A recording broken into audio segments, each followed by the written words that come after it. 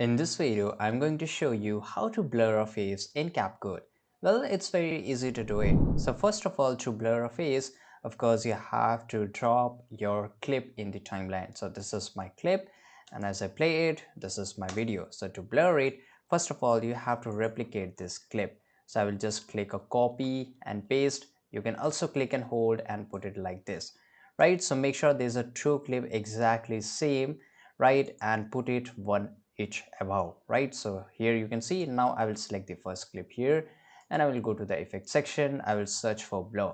So this is a normal blur. I'll just click and hold and put it in the first clip. As you can see, that my first clip has been totally get blurred. I can increase the intensity from here to, I can increase or decrease, right?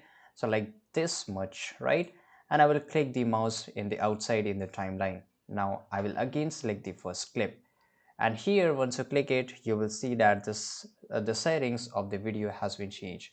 You have to go to the mask under the video sections. This is my mask, and I will click on circle. So this is my circle, right? I will just put it exactly same to the face of the person, but it is not exactly similar. When I play this video, the hair of this woman move, but the blur is not moving. To fix that, you can just easily solve this. First of all, I will make a little bit bigger so I can just see it more properly.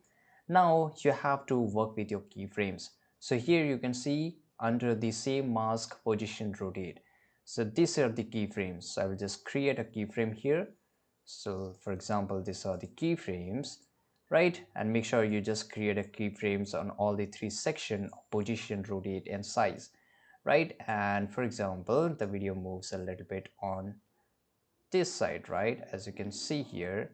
So I can just move and automatic keyframe will be added. So as the video here, I will just rotate it a little bit and I will make a little bit smaller, or I can just do a little bit bigger. Automatically a keyframe has been added.